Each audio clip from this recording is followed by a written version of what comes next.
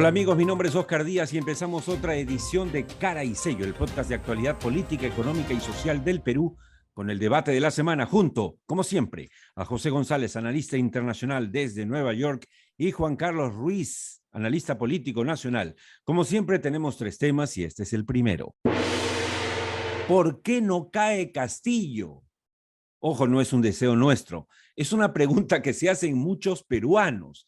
Casi el 76% de peruanos que en las encuestas, de manera sostenida ya en los últimos meses, dicen que este no es el presidente que lo representa. También es la pregunta que se hacen las fuerzas de políticas como Fuerza Popular, Renovación Popular, Avanza País de manera particular, un poquito por ahí APP.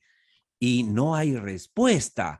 Una de las respuestas es que no hay los votos para la vacancia. Tan es así que ni siquiera se atreven a presentar la tercera moción de vacancia, a pesar de que hoy justamente ya se suman 6 acusaciones o investigaciones fiscales lideradas nada menos que por la fiscal de la Nación, de quien hablaremos luego.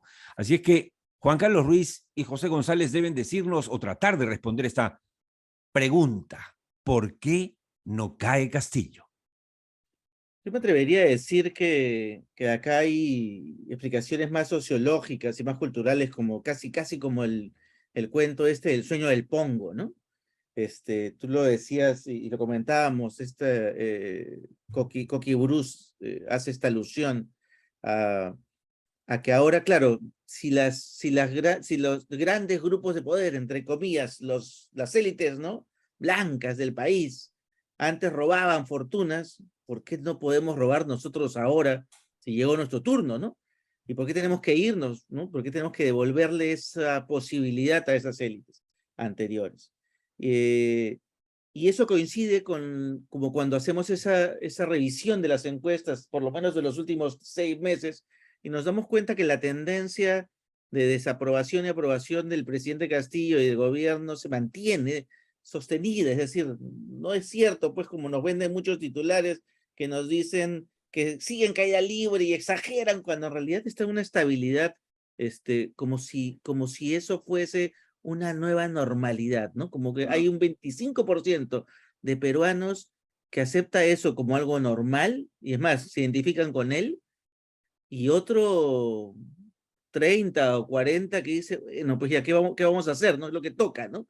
Pero no hay una acción distinta, digamos, o no genera reacciones sociales que quieran convertir el sueño que tiene una élite Juan perdida Carlos, y es que por verlo como abajo, ¿no? dice, claro, y como dice en su artículo de hoy, el apoyo a Castillo, el artículo de Jorge Bruce en La República, con el cual podemos realmente aquí coincidir, es que efectivamente tienen al frente, o sea, al frente como alternativa a un Castillo, a un Congreso altamente repudiado y que Correcto. se esmera en ser cada vez peor, porque a lo que ya hemos visto, ¿no es cierto? A los ataques a la reforma política por parte del Congreso, a los ataques a la reforma universitaria, al sabotaje, a la reforma del tránsito, se suma, por ejemplo, congresistas que violan en sus propias oficinas del Congreso de la República. Entonces, el jaloneo de Mari Carmen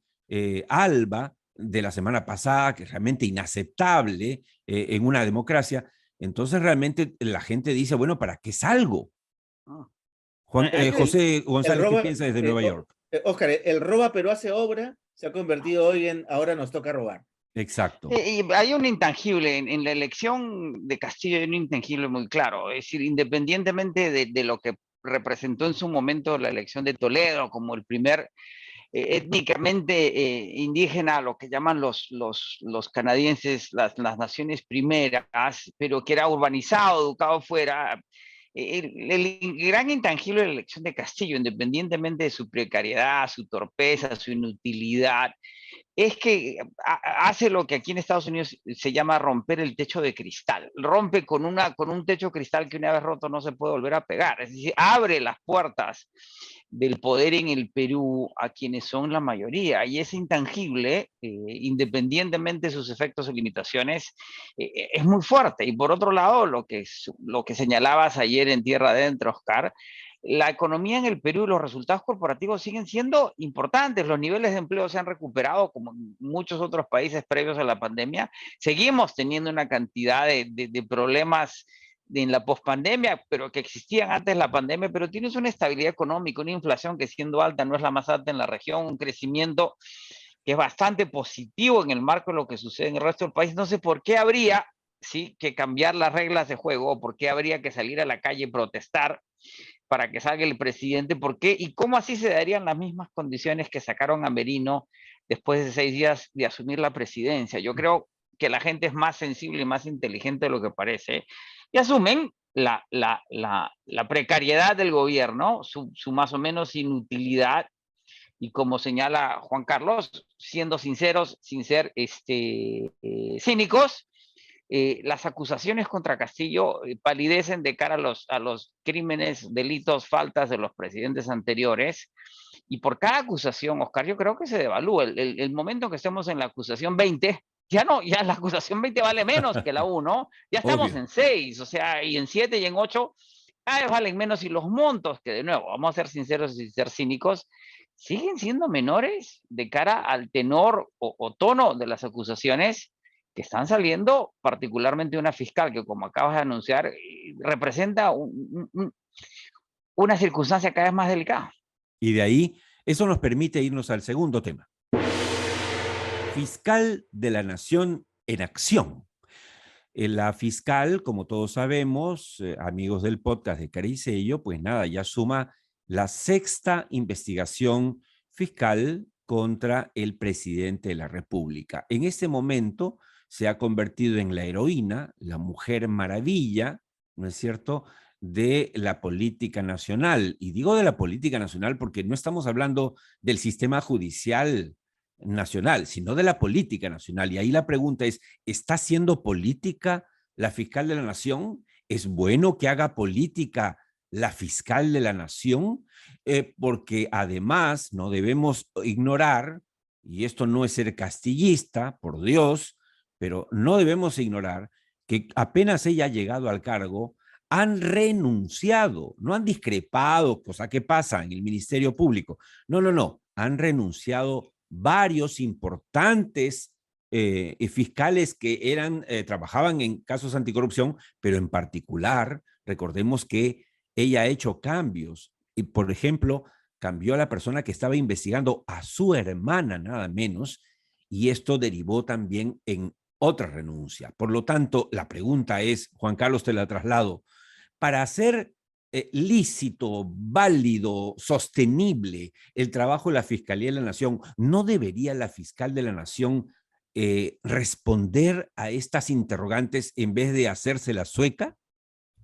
Sin duda porque es un personaje público que tiene que rendir cuentas como cualquier personaje público en el país. Eso para empezar.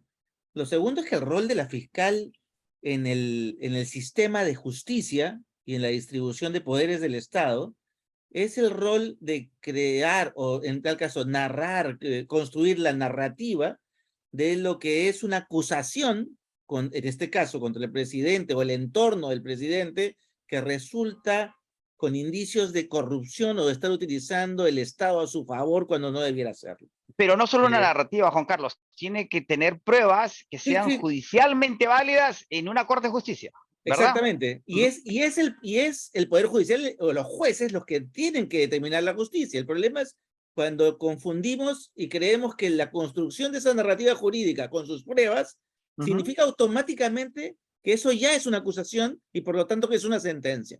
Ahí está el error. Entonces, politizar el momento narrativo y el de encontrar las pruebas pone en riesgo el acto mismo de la investigación. Como tú decías, a la 6ª investigación, cuando vayamos por la 20, esto pierde sentido, pues. Pero no olvidemos que esto se desata, y a estos análisis políticos, en una disputa por el poder. Evidentemente la fiscal está jugando un juego de poder en el cual el objetivo es demostrar que el presidente en funciones está utilizando los recursos del poder y del Estado para poder obstaculizar la justicia que ella quiere que se dé en el sistema de justicia. Y hay un riesgo. Esa Claro. pelea, Claro. esa pelea, digamos, es un juego político. Ahí sí se está haciendo política, evidentemente. Hablábamos, Y ahí hay bandos, ¿no? y hablábamos el otro día con José González a propósito de el mensaje que dio la fiscal de la Nación rodeada de sus fiscales, ¿no? Cual presidente de la República, nos recordaban mensajes del presidente Castillo, mensajes antes de PPK o mensajes del propio Vizcarra, ¿no?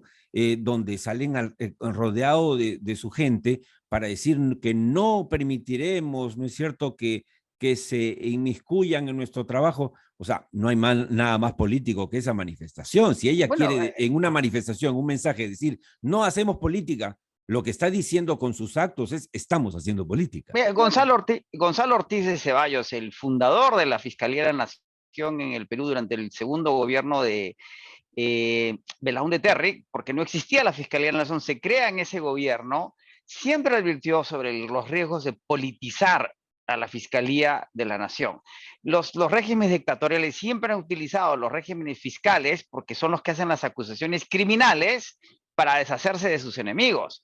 Y ni bien Gonzalo Ortiz Ceballos cumplió su único periodo de 3 años, Miguel Cabero Gus quizá politizó la Fiscalía de la Nación. Es decir, el segundo fiscal y el peor momento de la Fiscalía de la Nación fue durante el régimen de Fujimori y Montesinos, donde utilizaban la acusación fiscal para deshacerse de enemigos, y hay que preguntarse qué hacen los fiscales en el régimen de Chávez y Maduro, que han hecho, que ha sido deshacerse de todo aquello que les representara una oposición. Claro, son una suerte de revólver del dictador de turno. Y la politización del régimen criminal penal es muy delicada, pero lo más delicado, como acabas de decir, Oscar, es esta figura política que da un mensaje a la nación rodeada de su guardia pretoriana de fiscales que pueden meter preso más o menos a quien quieran, que hay una marcha de apoyo y que el sector privado institucionalizado empieza a respaldar a la fiscal. Ahora ahí los riesgos. Sí, yo solamente quería redondear un poco mi idea, porque sí hay un riesgo. Hay gente que me llama, me dice, oye, no digas esto, no te metas con la fiscal, vas a parecer castillista, que estás recibiendo plata. Por favor, señores, hay un tema de principios. Acá cuando hacemos análisis político no podemos ir donde la gente quiere que vayamos, si no nos llaman para eso. Es como a un médico, no lo llamas y le pagas, porque se le paga a un médico, no para que te diga que tienes buena salud, si no la tienes, sino para que te diga realmente cómo estás. Y es lo que tratamos de hacer aquí. En ese sentido, incluso debo decirles a quienes nos escuchan y dicen, oye, pero ¿por qué atacar o criticar a la fiscal de la Nación? Es justamente para que, si queremos que no se caigan sus hoy 6 investigaciones fiscales, que mañana pueden ser 7, 8, 9, 10, y que lleguen a buen puerto y que terminen haciendo justicia, necesitamos que la fiscal de la Nación no tenga mancha. Porque si no, señoras y señores, todo se va a caer y va a convertirse en un linchamiento que va a pasar a la historia. Sí, José. Y otro riesgo es que permitir la lateralidad en la acusación criminal de un caso se puede extender a otros casos. El día que la fiscal sienta que tiene poder propio, empieza a deshacerse de otros enemigos. Es decir, la institucionalidad se deshace y eso es muy, muy delicado. Lo cual parecería estar haciendo dentro del Ministerio Público. Ojo, lo dejamos ahí, amigos. Veamos cuánto tiempo pasa y en el tiempo veamos si es que estábamos equivocados en llamar la atención para ponerle mucho ojo al accionar de la fiscal, que es lo que corresponde. Y nos vamos al último tema, internacional. Adiós, Mr. Trump. Parece que empieza a sonar en los Estados Unidos, cuando todos creíamos que la salida de Trump era solo un accidente que amenazaba con volver ante la edad avanzada de Biden, la falta de preparación para sucederlo en la presidencia por parte de su vicepresidenta Kamala Harris, etcétera. Resulta que, felizmente, las instituciones funcionan y entonces tenemos a un Trump que está a punto de caer en una trampa jugando con su nombre, pero en este caso puesta por él mismo. ¿Quién mejor que José González para que nos aclare el tema? Brevemente, que nos quedamos sin tiempo, la noticia de la semana pasada ya está, es el allanamiento de la residencia de Trump en Florida, Mar-a-Lago, en donde la Fiscalía, precisamente de los Estados Unidos, con una orden judicial, encuentran documentos altamente secretos, algunos vinculados a la seguridad atómica del país, en unas cajas de cartón en el sótano de la residencia en Florida, lo cual viola una serie de regulaciones a las cuales se podría acusar directamente al presidente. La gran discusión es cómo así, por primera vez en la historia de los Estados Unidos, se catea la casa de un expresidente, cómo así el presidente tenía esos documentos, el presidente y sus acólitos más radicalizados del Partido Republicano, que cada vez son menos, tratan de defenderse diciendo que le sembraron las evidencias, que las cámaras lo demuestran. Sin embargo, similar a lo que vemos en el Perú, no hay prueba de que así sea. El presidente acude a la cita fiscal de la investigación criminal que se le está haciendo en Nueva York por evasión de impuestos, no declara absolutamente nada.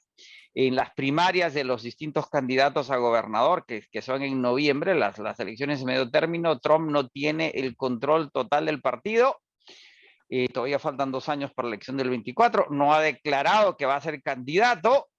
El escenario en el corto plazo no es necesariamente el mejor para Trump, tampoco para Biden por su edad y por la fragilidad aparente que la misma representa. Podríamos estar, Oscar y Juan Carlos, de cara al 24 en una elección histórica en los Estados Unidos, donde tendríamos candidatos nuevos y novedosos que finalmente resetearían el escenario político norteamericano. Dentro del reseteo mundial. Y con esto no podemos dejar terminar esta edición sin saludar a través de José González, además arequipeño de pura cepa, exportado a Nueva York, a todos los amigos de Arequipa, a mi madre, por supuesto, que es arequipeña como debe ser, y desearles lo mejor de lo mejor a esta linda gente. Y el triunfo al Melgar, el León del Sur. Ay, vamos, Vamos está a la en cuarto Copa. de final, vamos al triunfo.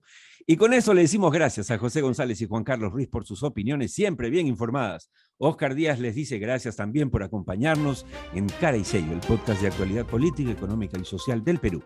Recuerden que nos encontramos en cualquier momento en el YouTube o Spotify. Salvo mejor opinión.